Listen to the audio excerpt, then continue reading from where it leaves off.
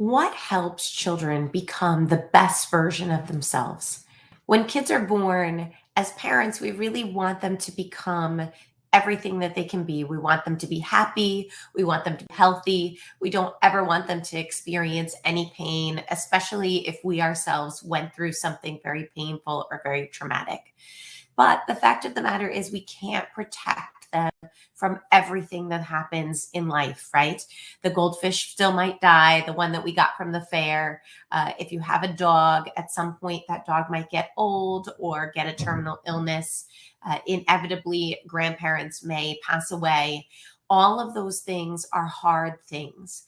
And even if there is nothing beyond just experiencing the natural cycle of life that you think that your child might have to go through, we do know that inevitably there are going to be highlights and lowlights of every single day, every single week, month, year of life. And there's going to be so many things that your child needs to learn how to handle. And if you have a child that naturally leans towards anxiety, sometimes this can be a really hard thing to manage. Many of the kids that I work with in my clinic come to me because their bodies don't really work for them and they don't feel safe in the world.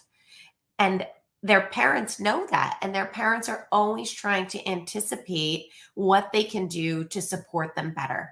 But the reality is that you feel most empowered and most confident when you learn how to step out of your fear and do things that are hard. So, part of my job when I work with a child is not just to give them confidence in their bodies, to help them build motor skills, help them build balance and body control, help their eyes work better for them so that they look where they're going, help them, move the pencil better so that they can form the letters. Those are pieces of my job. But the other part of my job is to teach a child that I believe in them, that I know that the things that they're going through are challenging for them and maybe more challenging for them than they would be for another child, or that the things that I'm asking them to do are not things they like, are things that make them anxious, are things that maybe just magnify the parts of them that they don't feel are good, right? I'm not a good writer. I'm not very good at playing sports. I'm not very good at balancing on this thing. It makes me very afraid. I don't let those fears stop them from learning how to move through that fear to get to a place of empowerment. And what ends up happening inevitably every single time is that as that child learns in very small doses, and usually it might be something as small as doing something with a pencil for 5 or 10 seconds, and then doing something that they really enjoy, like going on the swing, and then going back to the pencil and doing it for 5 or 10 seconds, and then back on the swing. That process shows them how to dance between leaning into the thing that is a little bit hard and a little bit uncomfortable, and then going back to the thing that makes them feel good, calm down, recover, and get the emotional strength and endurance to then face the challenge again. But one thing I don't do is let them opt out of the challenge just because it's hard, or say, oh no, we won't do it at all today. Don't worry. I can see that it's making you too upset. We don't negotiate about whether or not we're going to do the challenge, but I do respect that sometimes they need more recovery and less skill. And then as that skill starts to build, that balance starts to shift.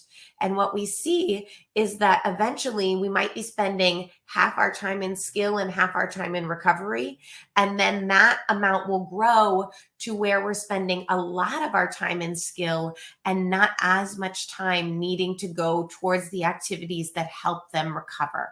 So I challenge you as a parent, when you're thinking about what is the best way to help your child become happy and healthy, to help them feel safe in the world, the best thing that you can do for them is very gradually, very respectfully help them lean into their fears. You don't necessarily have to make them sit down for an hour and practice something that's super, super hard for them. Sometimes that causes more anxiety, more trauma, more tantrums, more challenges in your relationship just because you're pushing through the thing that is hard. However, you can push through in small doses at a level that is just right for your child with regard to that new skill and how much anxiety they have around it, and not let them get out of the demand altogether, but show them that you believe in them. Praise them for the effort, praise them when they do small things right, and foster that ability to be resilient and to face the things that are causing them anxiety, because on the other side of that is confidence, pride, self-worth. I did it. I pushed through that challenge. I accomplished this thing. And now, mom, watch me. Look what I can do.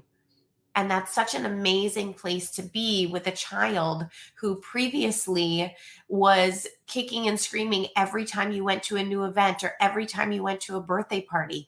And while all those moments were really hard, you know you don't want to live in those moments forever by continually protecting your child from the things that are triggering fear and that are hard for them. What you want is to guide your child through that and show them that you believe in them, show them that they're resilient, and show them that they have the power to grow and change if they have someone to guide them through the process who's also respecting the fact that they are anxious and uncomfortable doing things that are hard for them. And when they look back, those are the same kids that come to me or come to their mom and say, do you remember when I first came to the gym, I couldn't do X, Y, and Z. Now watch me do this. Mom, watch me go across the monkey bars. Mom, watch me do this thing on the trapeze. Mom, watch me jump off this swing and land on my feet.